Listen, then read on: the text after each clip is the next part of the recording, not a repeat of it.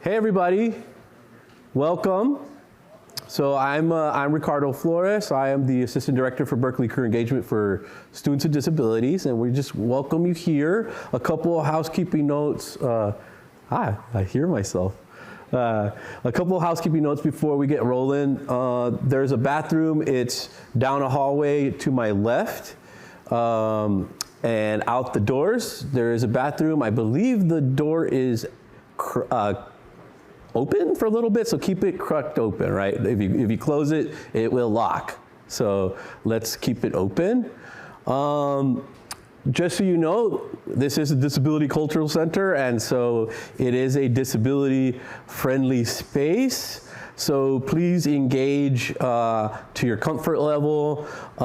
Please, feel free to self-stem or fidget, whatever it is to help you be here with us today. We're happy with that. It will be close to a 45-minute presentation. We are open for any types of questions throughout. But again, thank you for being here. If you need to take a break, or anything like that, that's awesome too. We will have a break as soon as the presentation is over, and then we'll of course have some food. So thank you guys for being here, and please enjoy all the presentation. As you know, we took over a lonely land here, and so we have a land acknowledgement that we give gratitude due to all those who are part of the Verona Band of Alameda County. We give respect to all the Native people that came before us, and that we realize that we continue to benefit utilizing their land.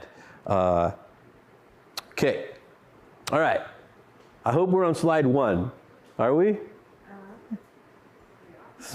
Is slide 1? Yeah, the overview. Yeah, oh, the overview, awesome. Well, prior to the overview was our title slide, which is basically just network smart, shine and dine, mix and mingle, professional etiquette. All of those words to me sound pretty easy and cool and fuzzy, except for that etiquette at the end. And that's why we thought it might be a cool thing to kind of bring into the disability culture space what etiquette really means. And so we're gonna have a little presentation about that. But also hopefully apply a few disability-related perspectives on top of that, all right? So our overview includes those topics. We will have a disability perspective to start off, 2 professional networking and dining and whatnot, but we will talk about dining, networking, visual impression. We'll also have a little talk about the way we dress, email and thank you notes in regards to networking, okay? That will be our agenda. Okay, I would like to move to the next slide if someone could help. All right, and these are, the next 2 slides will be pertaining to disability in a networking, dining, professional etiquette type of space. Now, if anybody has any topics that maybe I don't cover here, we can discuss those freely here for a little bit, or we can also bring those discussions to the dinner. It might be good for good topics, like Ricardo forgot to mention this, I don't know. But for sure, be comfortable. Be appropriate with the choice of dress that you have, but for sure, but be comfortable. Be self-serving to the sensory needs that we all have, and that's individual to you. One big thing about disability is always transportation. How are you going to get there? What are the routes? How long is it going to take? What's my backup plan if my initial route doesn't count or work? Advance notification of accommodations. If you know you're going to need something, you got to ask for it in advance to make sure you're fully prepared, because they might not be fully prepared to provide that accommodation without advance notice. That could be something similar to sign language. Maybe you need some orientation. Like today, I showed up a little early so that Rachel could show me around, because they changed the furniture up on me today, right? So I wanted to kind of get to know the space. As someone who's blind, visually impaired, mobility is one of the accommodations that usually I choose to notify in advance to a place I've never been before, right? Other things is maybe also check into, any other access needs. If you need an elevator, you need to know where the bathrooms are, anything that you think you're gonna need. What's the most important one? How are you gonna get out of there? If I wanna leave, how can I do that on my own independently? Have an exit strategy. All of these things probably should be considered as someone who may need to take a break and deal with our disability in this process. All right, our next slide, and the final slide related to disability in this, in this circumstance, right? Access tools, we all have them. I'm reading Braille right now to make sure I am on the right page here with the slides. That's one of my access tools. I'll bring that. I have a cane over here, helps me get around independently. That's another one of mine. I'm sure you guys have some of your own, or access accommodation situations. That could be your iPad or your note-taking device or recorders, what have you, right? Give yourself permission to take breaks when you need it. Sometimes our health requires that, demands that. We need to take medication. We might need a mental health break. Anything, make sure that you allow yourself permission to do that and maybe find a space for that. Earlier, I think I should have mentioned quiet space.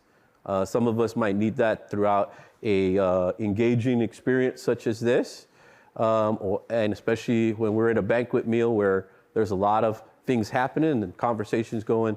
There might be time in that circumstance where we might be looking for somewhere to sit down and decompress, right?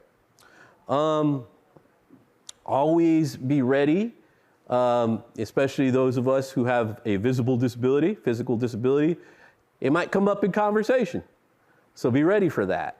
And if you're not ready for that, be ready to redirect and focus on another one of our strengths, because we all know, usually if we're in a professional setting, as somebody with a disability, we're usually there because our disability got us there, and it's part of our strengths and part of our identity.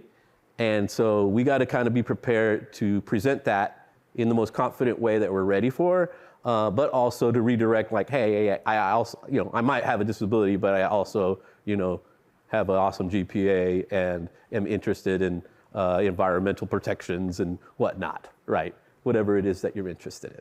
And we'll talk about more about that. But yeah, I think those are my overarching kind of overview, high level perspectives of disability when it comes to a networking event. Does anybody have specific questions about what I've shared so far, or have any additional knowledge that they want to share and drop in with us with? If not, we can move to the general part of the presentation. How we feeling? Everybody okay? Yeah? Yeah, go ahead. Yeah. So there are a few social media ways to get in touch with DCC. Berkeley Career Engagements also has some of those platforms. So please look out for both entities. I also want to, before I toss it on, thank my colleagues that will be presenting next, but also thank the Disability Cultural Center for giving us this space, Spectrum Connect for being at one of our programs in relations to the DSP program, and all of the staff, the student staff that have really helped out to make this a beautiful place for us to hang out together. There was one more question. Who was that, Melina? I wanted to know. Oh, Rachel. What can you do when someone is being actively ableist towards you, like in a networking situation?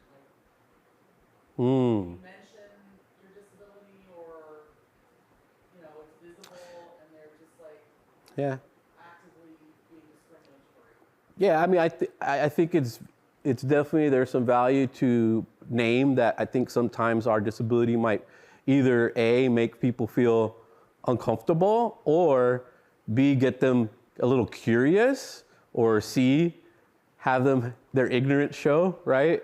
So I think it's, we need to come in with that perspective that, that's why I said be ready to provide the information that you're confident to provide, and then also be ready to redirect if you're not willing to engage in negative, ableist, like, no, thank you. I appreciate you discussing that with me, but right now we're here for a different matter, right? I think it's totally cool to say that. And then also, I think it's totally a good conversation to talk to people about ableist language.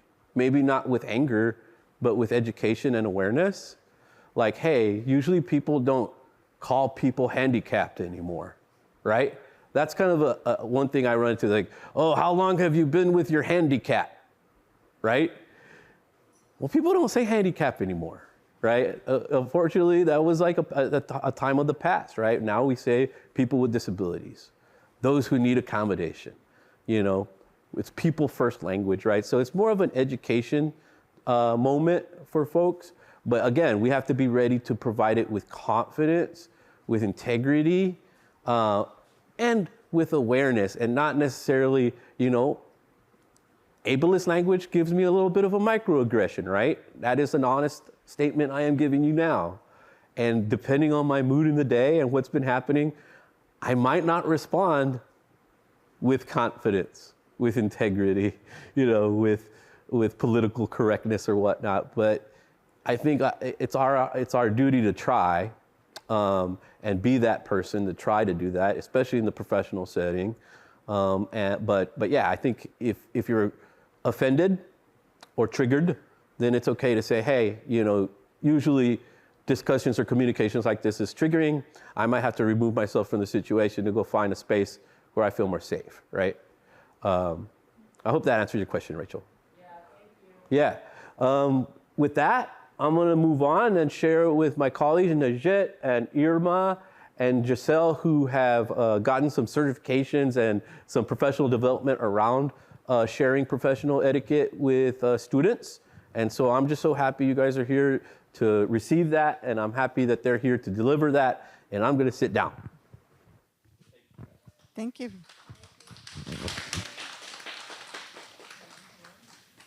Hello? Okay, can you hear me? Hi, my name is Irma Moreno, and I am one of the career educators at Berkeley Career Engagement. I work mostly with students in healthcare professions, interested in pursuing those degrees or the grad programs or public health. So that's where you'll find me. We're going to go ahead and start with dining etiquette. As Ricardo said, the three of us were certified to present to you on this. If there is some type of certification, we have it. And feel free to ask any questions along the way. You don't have to wait until the end to ask questions. Some of it is pretty straightforward, and some of it you may have some questions, and we're open to it. And if we can answer it, we will. We may not have answers to everything. I do want to say that this slide contains bullet points of text that are displayed next to a photo of several business people in business attire who are seated around a table with food. So the dining etiquette rules are meant to include people rather than exclude people. So I think that that's really important to think about. The whole point of a host or a hostess is not to exclude, it's really to include. It's about 90% common sense, and I think Ricardo was talking a little bit about how to approach a certain situation is really trying to kind of figure out what it is that's going on in a particular situation, maybe motives for someone's questions or the way they treat you. You're not being judged, so I think that that's really important to remember when you're in a group of people. That's not the intent. Nobody's trying to judge you. And you always want to take cues from your host or your hostess. So if the host is sitting there and not starting to eat, you want to wait until the host begins to eat their meal, and then you go ahead and do that, because maybe they're waiting for everybody to be served.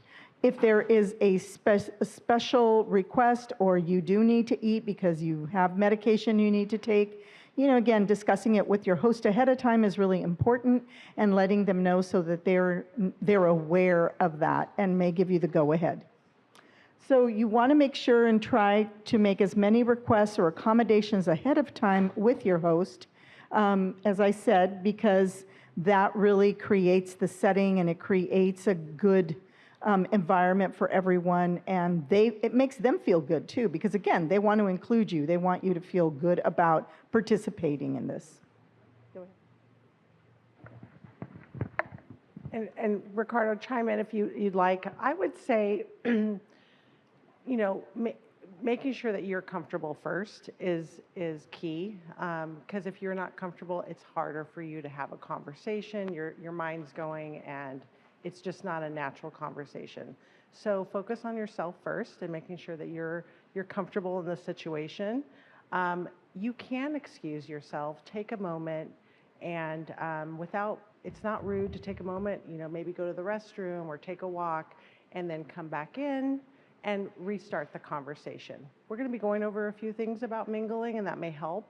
But I would say, focus on yourself first and making sure you're comfortable before continuing that conversation.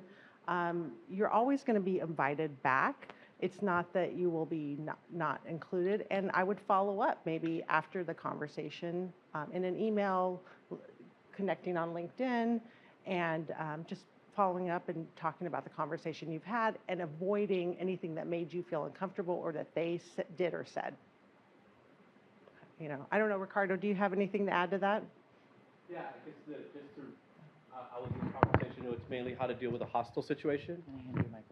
Oh, was the question about dealing with a hostile situation in a networking event? Was that what I heard? Yes, it was mainly like how, because of the power dynamic, Yeah. trying to impress them, trying to maintain or continue to create a relationship. Mm-hmm. How can you assert control of the conversation and still be able to keep that? I think it was answered very well. Yeah, thank you. Yeah, I believe it was answered pretty well with that, now knowing the question. But yeah, I mean, mainly it's just being confident with what you're going to respond with, and practicing. And you're probably going to hear that pretty soon. Practicing speaking highly of yourself and maintaining your confidence, your truth, and being real with that identity, and not really losing power to that, because that's the only thing you have control over, is how they can perceive you. But yeah, thank you, Najat. Thanks, Najat. So we have this other slide, more common place setting. There are different types of place settings when you go to dinner, at a fancy dinner, but this is a more common one. We have an image of a common setting of dinner utensils and plates with bullet points of text on the right. And so here you'll see that there are, you work from the inside out. So there's a soup spoon, a teaspoon, a butter knife, a knife, not a butter knife, a salad plate that sits on top, a service plate or the main course plate at the bottom, and a lot of you have that in front of you as well. Then you have the two forks on the left, which is the salad fork and the main course fork with a napkin. You also have water, red wine, and white wine glasses to the right top part, and dessert cutlery at the very top of your main course plate. The bread plate and the cutlery sit to the left of you. So one thing to remember is, again, working from the outside in. So you'll have your salad served first, so your salad fork is the first one you use. You set it on your plate when you're at a dinner. They will pick up that fork and the place setting or the salad plate, take it away, so you still have one fork left for your main course. Or if they're serving soup, you have that soup spoon all the way to the right. So any questions about this? No? Yes? So often we know that often that we saw the forks on the right side, but sorry about that. Anyways, so like I said, when we see forks on the right side, how do you know which is yours and which is someone else's instead of taking theirs? Well, theirs will be well, they should be on the left. So most of the time, your fork is going to be on the left. Both your forks will be on the left. And then the other person next to you, their forks will be on the left. It's rare that they are on the right. But here we do have them on the right. I see what you're saying. Or no, actually, they are on your left. They're on your left. Yeah. You're on the left. Go ahead. So this slide is place settings and utensils and the bullet points of text next to 3 photos. The top image shows left and right hand in shape of a B and a D letter, respectively. The middle photo shows resting position of knife and fork on the plate, and the bottom image shows done with the meal position of knife and fork on plate. So, bread and drink. This is a good way to remember bread and drink. The bread goes on the left and the drink goes on the right. So this is a good way to do it, the bread, the B and the D. So again, working from the outside, whether it's a salad or a soup, you start at that point. Utensils will be delivered sometimes with each of the courses. Sometimes they're not laid out, but they will be delivered. A utensil is never placed on the table once you use it. It's always on the plate. And we have a description of a resting position. So say you do have to excuse yourself to go to the restroom, or you want to take a break and need some quiet space. What you want to do is set your fork at the bottom left with the tines pointing up, and your knife, the blade facing you at the very top, kind of slanted diagonally, again, towards the right, top right a little bit. So that when a server comes around and you're in a dinner, they know that you're on a break and you're not finished. They won't take away your plate. If you are done, then it's safe to put your fork and knife, again, the blade of your knife should always point towards you. Excuse me. And the fork will be placed face down diagonally. And there will be diagonal, the knife and the fork facing up. I'm sorry. My mouth is open.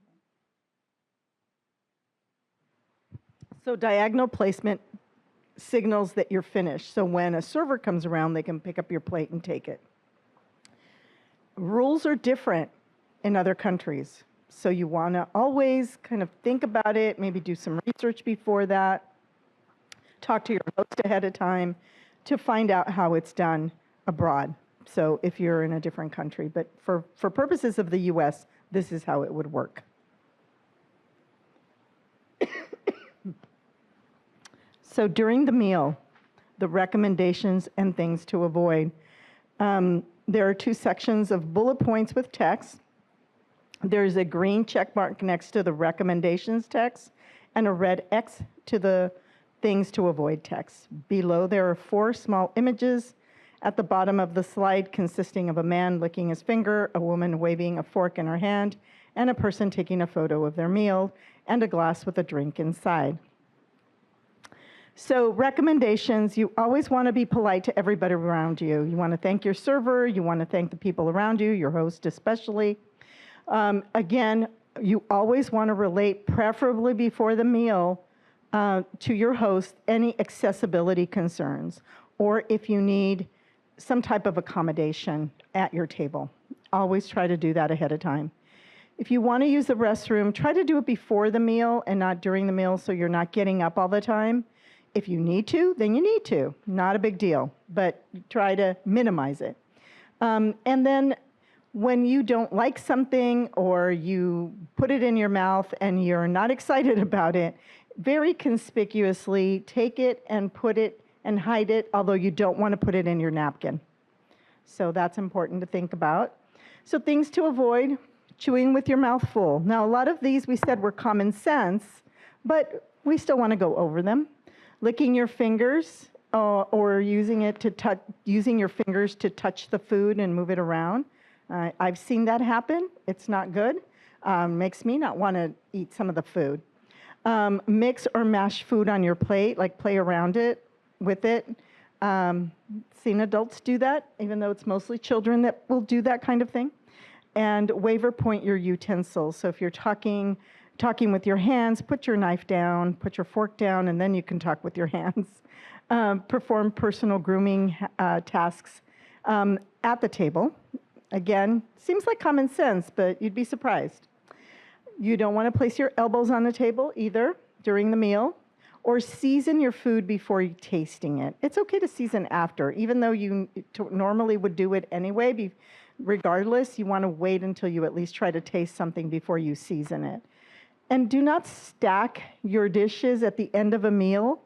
I know sometimes we're all trying to be helpful and trying to stack dishes for the server, but servers have their own method to their madness that they want to pick up the dishes a certain way. And so you don't want to interfere with that, and it's a little impolite to do that. Do not push your plate away when you're finished. Again, setting your utensils diagonally is a way to indicate that. And do not take pictures of your food. So, and when you're hanging out with friends, perfectly okay to do it, but not in a business type of setting. Any questions about that? Yes? I understand the first three images. However, I understand the first three images. However, the image of the man holding the glass with his hand, may I ask why that is not acceptable? Sorry, I just realized that I'm actually doing that right now. I don't know why it's there. I don't think that wasn't placed there to indicate that it's not acceptable. Oh, It okay. was just placed there, so, yeah, Okay. it doesn't mean anything. Thank you. Sorry. It's just an image. Yeah, but thank you. Yeah. Oh, go ahead, you can ask your question. Oh, sorry. I have a question about the food. I wonder if maybe you guys cover later. So I wonder, like for example, let's say you eat steak. Sometimes the steak might be a little bit hard to cut, and I also watch a lot of movies where like they kind of make it like a scenes where like you cut it and then it's kind of messed up the whole table. So for like professional setting, what would we do if I say steak, but maybe other food too? Is maybe hard for us to actually eat or like to handle it. How can we maybe waive the server to come and help us, or is there any method for that? And another follow-up question is that I heard that people recommend that in professional setting, try to avoid order pasta, and I wonder, is that a thing or is that not? Can you repeat that last question? Try to avoid. Try to avoid ordering pasta. Ordering pasta? Yeah, Oh, pasta, okay. the noodles. Yeah. Yeah. To answer, I have not heard. I have not heard the anyone say don't avoid ordering pasta. Sometimes it's just it could get like, if it's spaghetti, just being able to get it all in your mouth without it hanging out of your mouth. I think people want to avoid that. But no, I think ordering pasta is absolutely fine. If that's what you want, again, it's your comfort. And if you have a choice of pasta and that's what you want to eat, that's great. Just be mindful that, sometimes that pasta will take a minute to get it all into your mouth. And the question about the cutting your steak.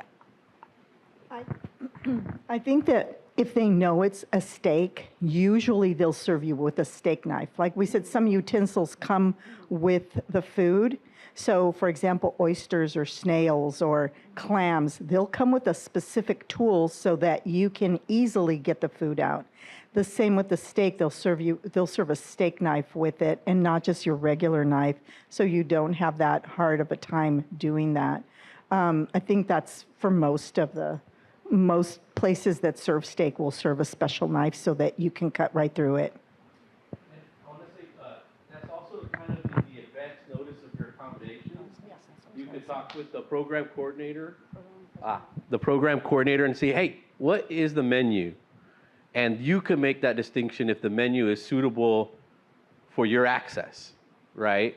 For example, I like the pasta mainly because, spaghetti, I don't know, if that's the only option, I might just pick at it. You know what I mean? I don't know if I'll eat the whole thing.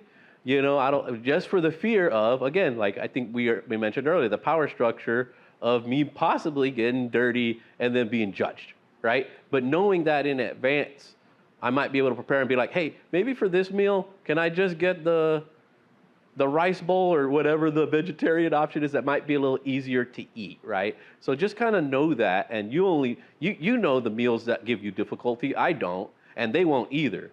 So you're gonna have to know which meals, that you might need accommodations with. I think that's great. Yeah. Thank you.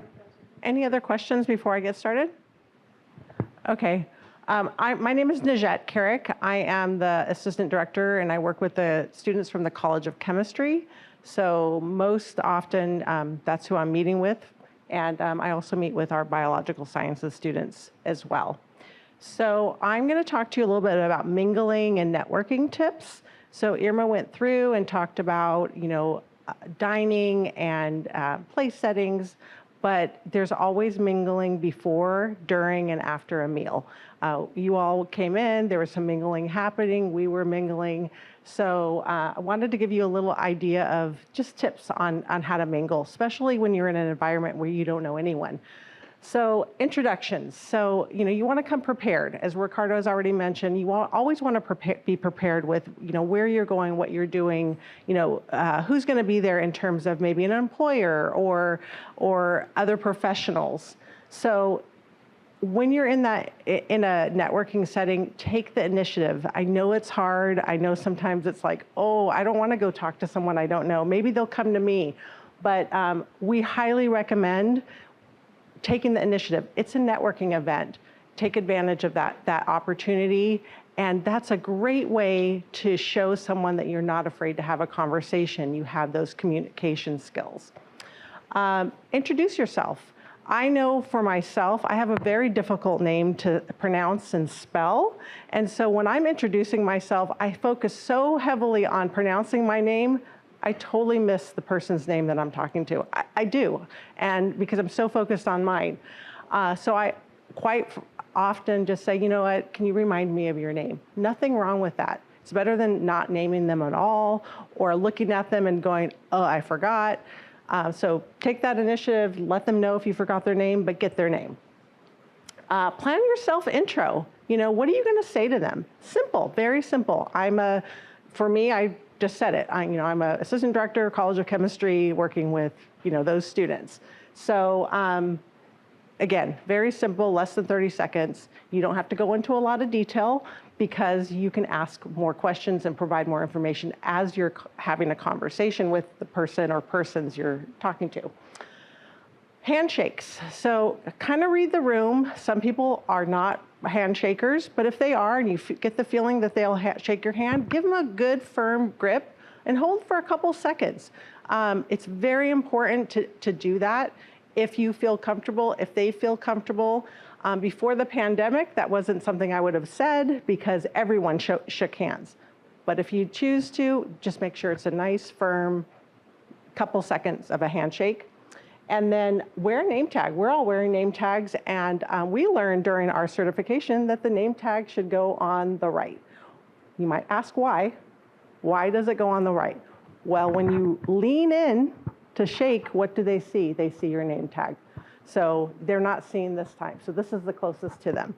So everyone changing to the right. And I apologize, I did not introduce this slide. So I'm going to do that right now real quick. So this slide has 3 blue rectangles with bullet points, and in the top left corner, or right corner if you're looking at the slide, there is 2 glasses and a dinner plate. I apologize for not doing that. So once you've had introductions, you want to ask engaging questions. And engaging doesn't have to be complicated. So start with a light topic. Avoid questions that elicit a yes and no answer, but I want to add to that, avoid answering any questions that you get with a yes and no answer. That'll end the conversation. When someone says, "How are you doing? Do you like your classes?" Yes. well, where do you go from there? So yeah, I like my classes, and this is what I'm taking, and so that makes the conversation continue. Prepare in advance. So what do you think they're going to ask you, or what am I going to ask them? So down here at the bottom, opening lines. You could talk about the food. You could talk about the place setting. You all probably have been in this room before. They've moved it around. You could talk about that. The weather, sports, concerts, travel, again, your majors. So those are just simple topics that you could talk to someone about. And then once you've kind of gotten through that, you can keep it going. If you've been having a conversation and maybe the person you talked to mentioned something, bring that back. Say, can you elaborate? You said X. Can you tell me more about that? And that keeps the conversation continuing. Now you've talked about your major. Maybe you can tell whoever you're talking to, networking with, ask them what their major is and what they do. And you can ask them what their interests are outside of their job. And you could talk about what your interests are outside of your job. Things to avoid.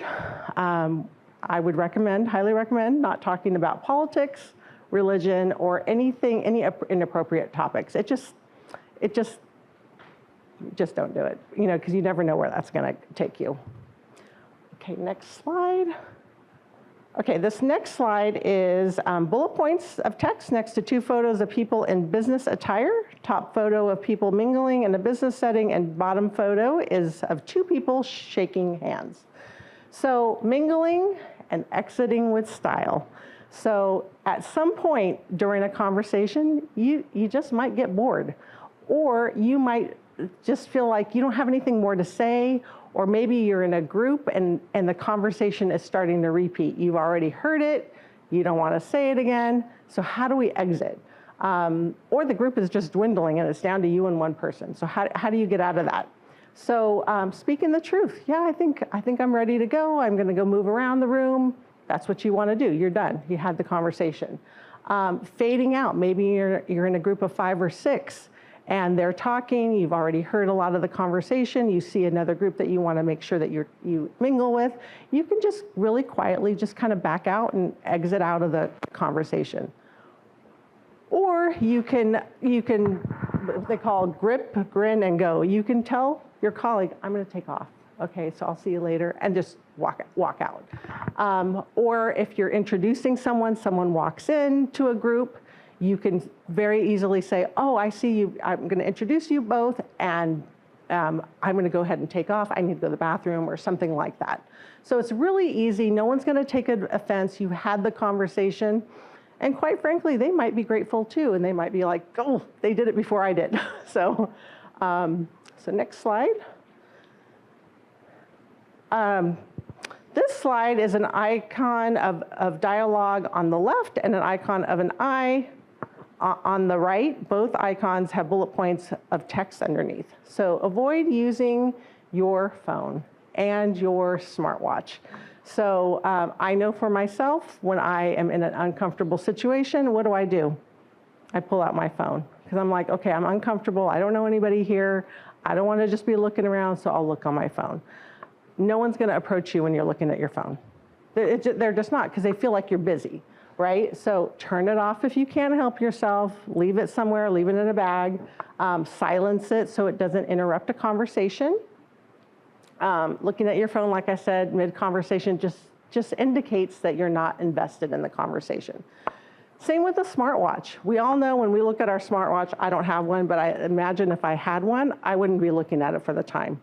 I would probably be looking at my phone for the time. But I would say you're looking at it for something else. It's something else is on there. And again, looking at it mid-conversation just indicates that you're not really interested in who you're talking to and the conversation you're having. So you don't want to give that impression that you're bored or you're just not invested. I'm going to pass it to Giselle. Oh, go ahead.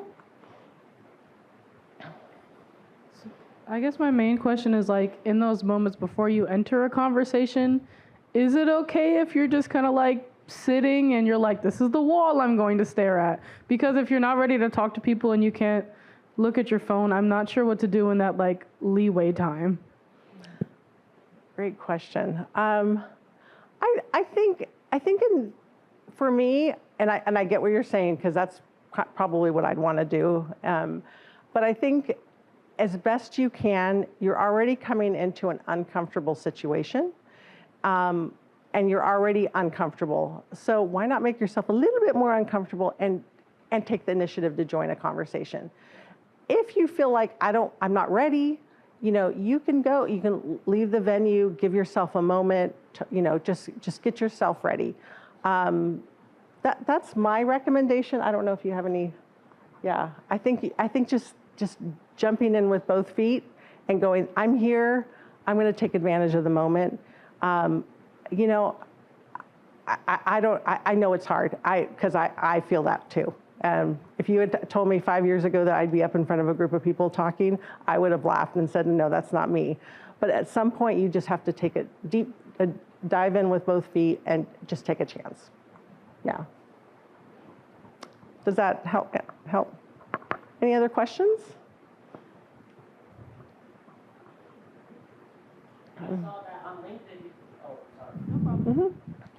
I saw that on LinkedIn that you have Alumni tool, but how can you access the Alumni tool and how to use it? Oh, we can show you how to use it. Yeah, yeah, definitely. You can make an appointment with Ricardo or anyone within your major, and we can do a demonstration on how to use the LinkedIn Alumni tool. All right, thanks. Yeah, you're welcome.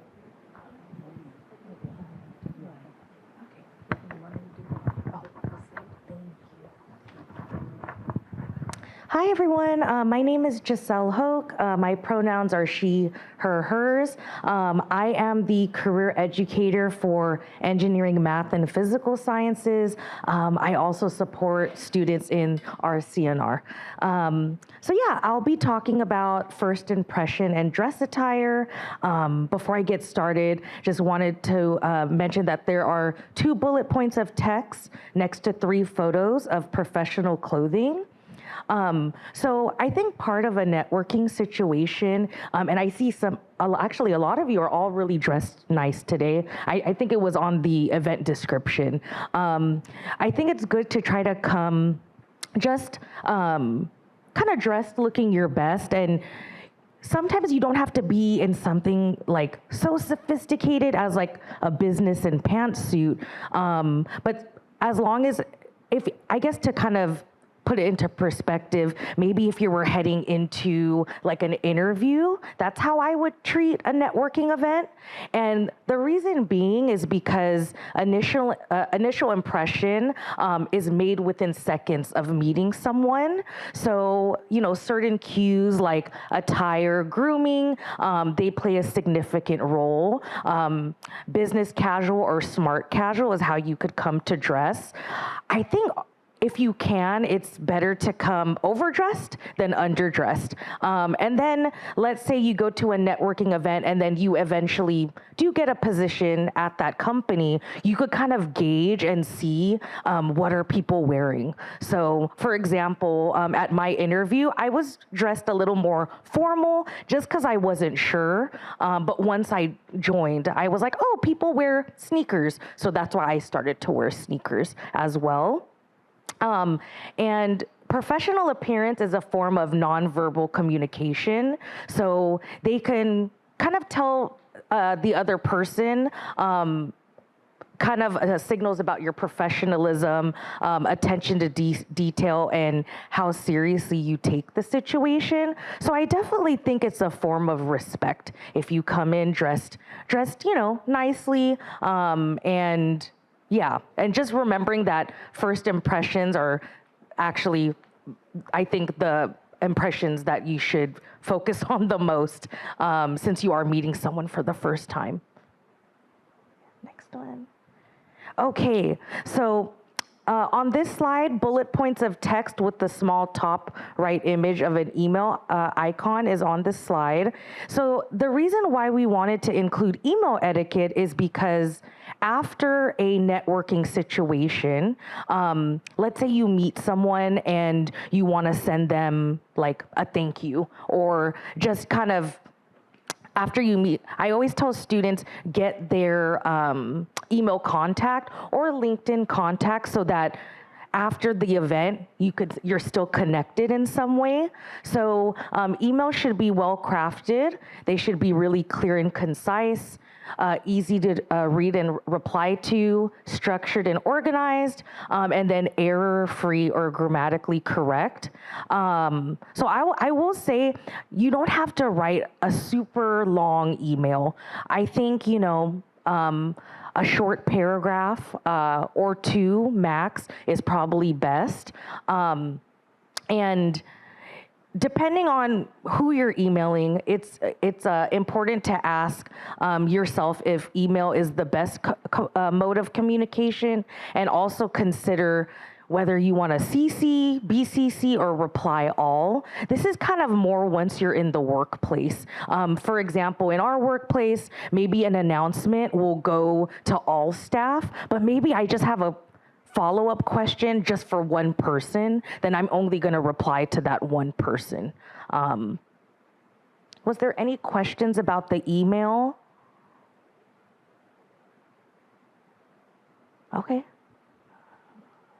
Okay, and then thank you notes. So bullet points of text next to a photo of a phone with thank you text displayed on the screen. So after meeting someone at a networking event, or any type of event, such as like a professional event, such as an interview, these are just some of the other occasions for writing a thank you note. So let's say you had a job interview.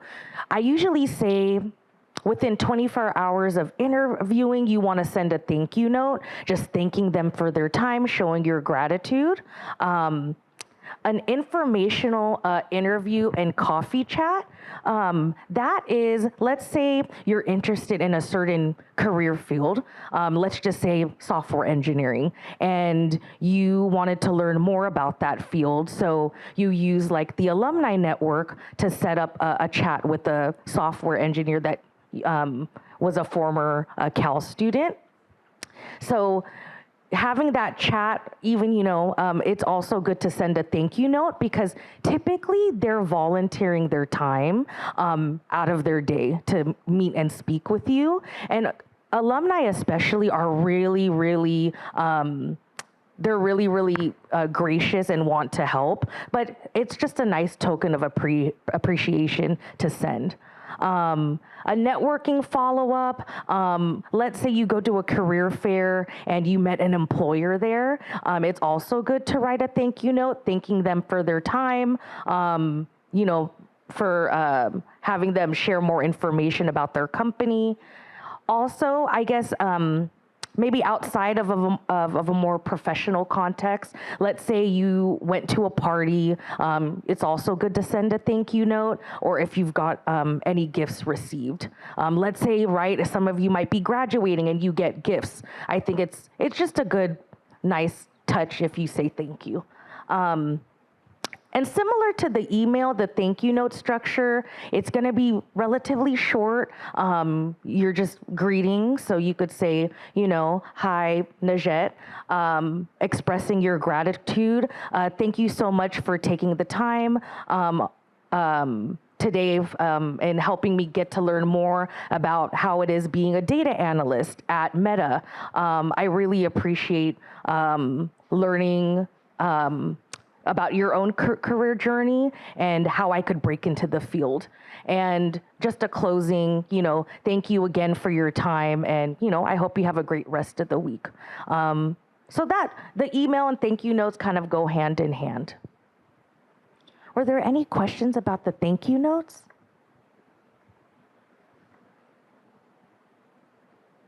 Yeah.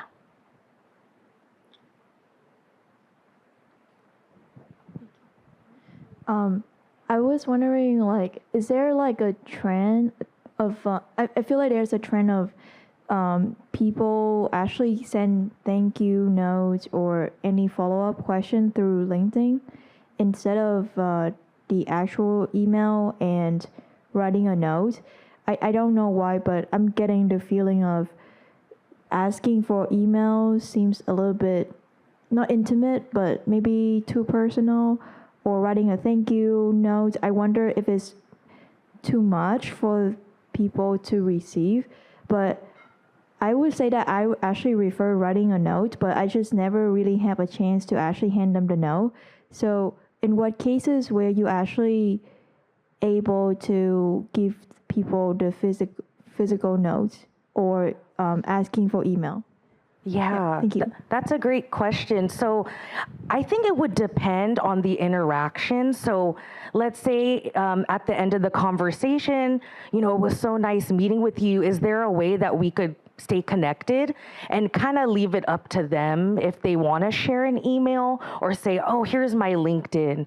I saw that at the career fair because I used to think most recruiters would say, oh, add me on LinkedIn, but some were actually giving their business cards with their actual email. As for the physical, in a professional, okay, I'll use a personal example. I got married, so I hand wrote everyone notes.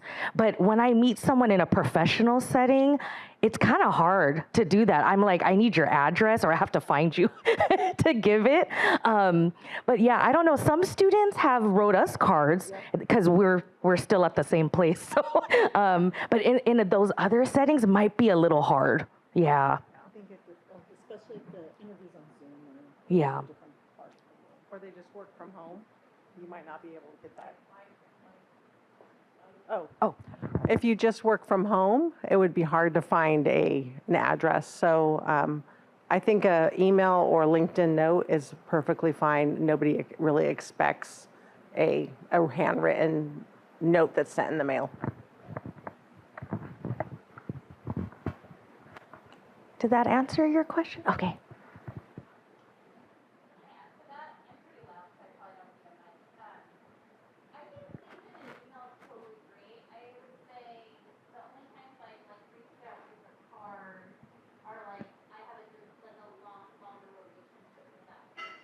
Mm-hmm. They don't have their home address, but I personally know where their office is. Yeah. Right. My grad advisor or someone like that where we have it just in the room. Absolutely. Yeah. Then that's a nice one. Yeah. And I think You agree? yeah, I agree, and I think most people have a professional email address. So you can ask, can I have your professional email address so that they know it's for that matter. It's not to personally get to know you, it's professionally get to know you.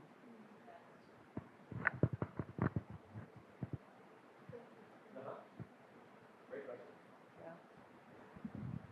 I don't really have a question. I guess I just wanted to give my input.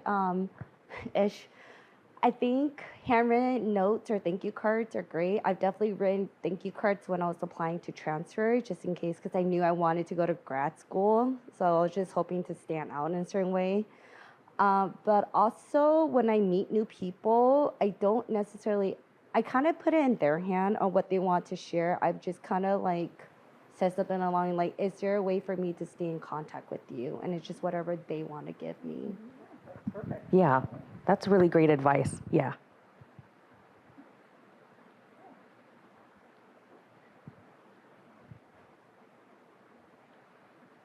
Is there anything else? I know we went a little over, but. Okay, so I did an email on a Friday and I emailed her on Monday. So is it 24-hour business hours or is it, okay, because everyone always says 24 hours. Thank you. Yeah. Something, I guess what I do personally, let's say I talk to them, I don't know. I try to send them something the same day, but end of the business day, before 5. Yeah. Yeah. Yes. Sorry, this is kind of a response to what you say, to your question. If it's to their work email, I know professors and GSIs that they're not going to get back to me over the weekend. So you could just it might be the 24 business hours in those for work emails. So anyway, sorry.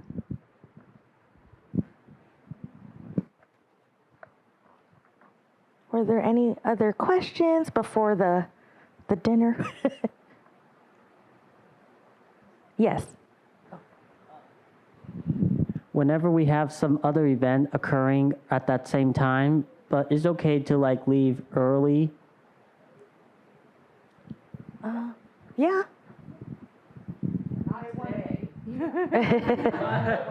Yeah. You might want to give a heads up, like, hey, I'm here for the event, but I actually have another commitment. I'm going to be leaving a little early. Is that all right? Yeah. Mm-hmm. It happens. Yeah.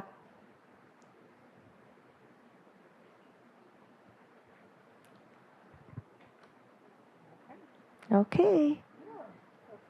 Thank you all, and thanks for the questions. Yeah. I think Rachel might have some next steps for food. Rachel, are you here? I am here. Okay. So that was wonderful. Thank you so much. Everyone will get links to the slides, and this is our QR code for our feedback form. So please consider this the non-traditional thank you note, because we'll be sharing the feedback, amongst all our presenters.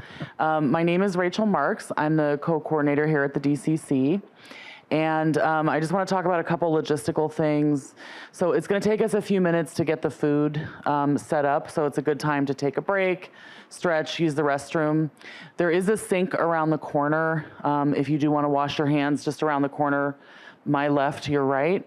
So in order to try to prevent lines, the mains and proteins will be to my right, your left. The sides will be to my left, kind of that part of the room where I'm pointing, and then the desserts are over there. And just want to let everyone know, we will put out to-go boxes, maybe in 20-ish minutes, so don't feel like you want to take food. If you'd like to take it home, we will put out to-go boxes. Feel comfortable, put on your plate what you'll eat, and then we'll put out the boxes. We are going to ask everyone to bus tables, and I'll get into that later. And then I'm hoping that my staff can just meet me in the doorway right now so we can go over logistics for getting the food ready. Any questions about anything I said? Okay, so it'll just be a few minutes, and we can eat and hopefully use some of those skills that we just learned. Thank you.